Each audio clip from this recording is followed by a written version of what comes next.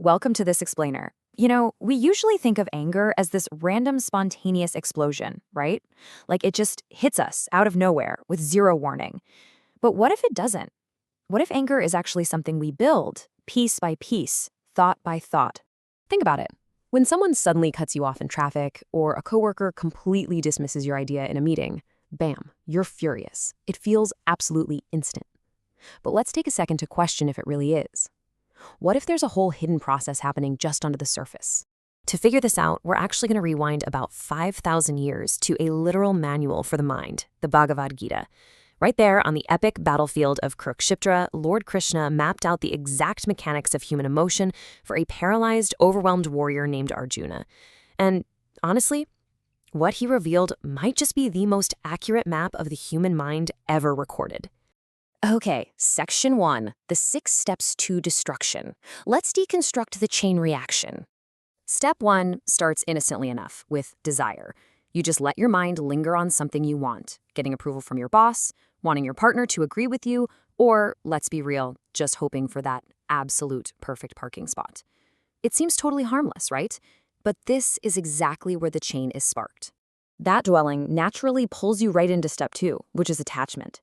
The more you obsess over what you want, the more you feel like you literally need it. What started as a simple preference morphs into a strict requirement. Think about an argument where you just have to be right, not even for the sake of the truth, but because being right has suddenly tied itself directly to your identity. Then, step 3 hits, obstruction. Your intense attachment runs into a brick wall. Someone says no. The parking spot is taken. Your expectations completely flop. When that happens, boom, just like knocking over a full glass of water, that attachment instantly curdles into anger. You aren't only mad at the world, you're mad because you gripped your expectation way too tightly. Now we enter a seriously dangerous phase, step 4, delusion, or samoha. Anger doesn't just make you feel lousy, it actively blinds you. Your logical reasoning completely shuts down, and this deep bewilderment takes over. In this state, you genuinely believe your reactive behavior is 100% justified. You literally cannot see reality clearly anymore. Which drags us right into step 5, loss of memory. Now, we're not talking about misplacing your car keys. We mean forgetting who you are. Your core values, your principles, the version of yourself you actually strive to be, poof, they all vanish in a moment of rage. This is exactly how the disciplined professional ends up saying something totally unforgivable, or the loving parent acts completely out of character. And finally, we hit step 6, destruction. With your judgment totally gone and your values forgotten, the intellect collapses. And that is how we destroy our own peace. It doesn't happen from one dramatic, isolated moment, but from this sneaky, unchecked, sequential chain of thoughts. Moving on to Section 2, the secret of karma yoga, shifting the mindset. The ancient insight here is simple but so profound. Attack the root, not the symptom. If anger is just the smoke, then desire and attachment are the fire. You can't just fan the smoke away and expect everything to be fine. We have to go straight to the source and extinguish the fire entirely. This brings us right to the core teaching of karma yoga. Give your absolute best effort, but completely detach yourself from the outcome. Imagine your boss rejects a proposal you literally spent weeks on. The attached mind absolutely spirals into resentment. But the karma yogi thinks, hey, I gave my best, the result just isn't mine to control. It's the exact same situation, but a drastically different in our world.